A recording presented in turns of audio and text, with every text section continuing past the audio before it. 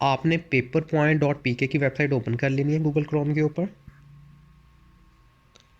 ये देखें search bar पे मैंने लिखा है और जैसे मैंने एंटर किया तो एप्लीकेशन ओपन हो गई है।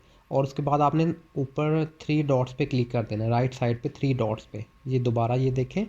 और उसके बाद आपने डेस्कटॉप साइट पे ये देखें एक बॉक्स सा चेक मार्क शो हो रहा है, आपने उसको चेक मार्क कर देना है। ठीक है, अब ये बेसिकली डेस्कटॉप वर्जन हमारे सामने ओपन हो गया है। और उसके बाद आपने दोबारा 3 डॉट्स पे जाना है और डेस्कटॉप साइट के ऊपर है ऐड टू होम स्क्रीन। ठीक है, आपने ऐड टू होम स्क्रीन के ऑप्शन पे क्लिक करना है और आपने कर देना है इसको इंस्टॉल। ठीक है, अगर इंस्टॉल का ऑप्शन शो नहीं हो रहा तो आपने गूगल क्रोम का लेटेस्ट वर्जन इंस्टॉल कर लेना है। ठीक है, बेसिकली ये गूगल क्रोम का जो लेटेस्ट वर्जन है उस पर ये शो हो रहा है इंस्टॉल का ऑप्शन, पुराने ओल्ड वर्जन में नहीं है। जैसे ही आप इंस्टॉल पे क्लिक करेंगे तो थोड़ी देर बाद ये एप्लीकेशन इंस्टॉल हो जाएगी और आपके पास इसका नोटिफिकेशन भी शो हो जाएगा। ये देखें ऊपर हमारे पास नोटिफिकेशन आ गया है। अब ये देखें नीचे आइकन भी शो हो रहा है, ये देखें एंड पे। आपने अभी इस आइकन को ओपन कर लेना है और आप इसको यूज़ कर सकते हैं अपने लैपटॉप या पीसी की तरह। सबसे पहले मैं इसको जितना मर्ज़ी आप जूम कर सकते हैं, जूम इन जूम आउट कर सकते हैं, जैसे मर्ज़ी आप इसको जो है कर सकते हैं, एडजस्ट कर सकते हैं। अब ये देखें सबसे पहले आपके पास दो ऑप्शन है, पेड अकाउंट है और है डेमो अकाउंट। अगर आप फ्री में यूज़ कर रहे हैं तो आप डेमो अकाउंट पे क्लिक कर लें और सिर्फ आप अपना फ़ोन नंबर ऐड करें और इसको आप साइन इन कर सकते हैं। फ़िलहाल मैं पेड वर्जन लॉगिन करूँगा। पेड वर्जन के लिए आपने इधर अपना यूज़र नेम और पासवर्ड ऐड करना है और आप इसको साइन इन कर सकते हैं। ठीक है, और इसमें जो है आपका डैशबोर्ड वो राइट साइड पे शो हो रहा है।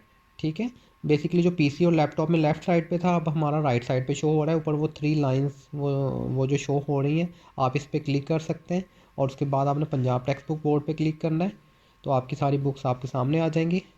फ़िलहाल मैं 10th क्लास के पाक स्टडी का पेपर बनाना चाह रहा हूँ तो यहाँ पे सर्च का ऑप्शन भी है। फ़िलहाल मैं पाक स्टडी पे क्लिक करूँगा। जैसे ही आपने सब्जेक्ट को चूज़ करना है वो सब्जेक्ट जो है वो लोड हो जाएगा, उसके चैप्टर्स आपके सामने शो हो जाएंगे। आप जो चैप्टर को सिलेक्ट करेंगे उसके टॉपिक्स ऑटोमेटिकली आपके सामने शो हो जाएंगे राइट साइड पे। ये देखें लेफ़्ट साइड पे हमारे चैप्टर्स हैं और जिस चैप्टर को मैं सिलेक्ट कर रहा हूँ उसके टॉपिक्स जो हैं वो ऑटोमेटिकली शो हो रहे हैं। आप अपनी मर्ज़ी के टॉपिक्स यहाँ से चूज़ कर सकते हैं। टाइम बचाने के लिए फ़िलहाल मैं सिलेक्ट ऑल कर लिया मैंने और उसके बाद मैंने चला गया हूँ क्वेश्चन कॉन्फ़िगरेशन पे। अब हमने यहाँ पे क्वेश्चन लेवल्स चूज़ करने हैं। फ़िलहाल मैं एक्सरसाइज और एडिशनल क्वेश्चंस को ले लेता हूँ, बाकियों की फ़िलहाल मुझे ज़रूरत नहीं है। जैसे ही मैं लोड क्वेश्चंस पे क्लिक करूँगा तो रेलिवेंट क्वेश्चन जो हैं वो सामने आ जाएंगे। ठीक है, ये देखें अवेलेबल क्वेश्चन हमारे सामने आ रहे हैं। फ़िलहाल हमारे पास MCQs short and long question हैं पाक स्टडी के। अब नंबर ऑफ़ क्वेश्चन जो है वो आप यहाँ से चूज़ कर सकते हैं। अब क्वेश्चन मोड पे आपने जाना है, यहाँ पे रैंडम और पिक का ऑप्शन है। फ़िलहाल मैंने पिक क्वेश्चन पे मैंने क्लिक किया। अब जो भी क्वेश्चन थे वो सामने आ गए। अब मैं अपनी मर्ज़ी के क्वेश्चन जो है वो यहाँ से सिलेक्ट करके एंड पे जाके मैं इसको सेव कर दूँगा। तो ये क्वेश्चन जो है वो मतलब मैंने खुद पिक कर लिया, अपनी मर्ज़ी के मैंने सेलेक्ट कर लिए। अगर आप रैंडम पे आएंगे, रैंडम पे सिर्फ आपने क्वेश्चन की नंबरिंग देनी है। जितने भी क्वेश्चन की आप नंबरिंग देंगे उतने क्वेश्चन जो है वो ऑटोमेटिकली सिलेक्ट कर लेगा। अब जैसे मैंने शॉर्ट क्वेश्चन के लिए 10 कर लिए मैंने सिलेक्ट, तो वो 10 कोई भी उठा के ले आया।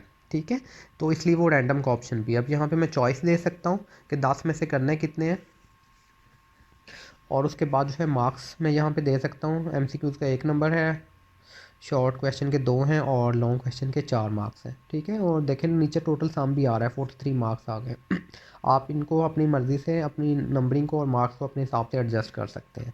उसके बाद जो है अब ऊपर आ गया टेम्पलेट का ऑप्शन। तीसरा ऑप्शन जो है वो थर्ड स्टेप हमारा टेम्पलेट्स का है। अब 5 तरह के टेम्पलेट शो हो रहे हैं। सबसे ऊपर वाला है उर्दू और इंग्लिश मीडियम का। ठीक है, इसमें उर्दू और इंग्लिश मीडियम क्वेश्चन पेपर एक साथ शो हो रहा है।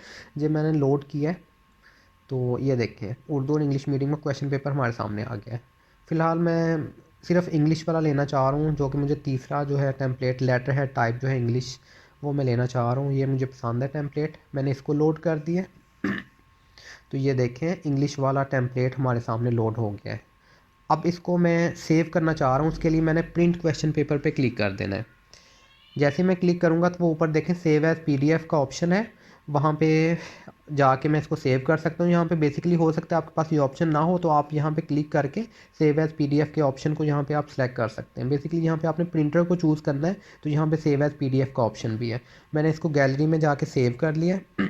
अब हर मोबाइल की यहाँ पे सेटिंग अलग अलग होती है। ठीक है, अब फाइल्स की लोकेशन भी हर एक की अलग होती है।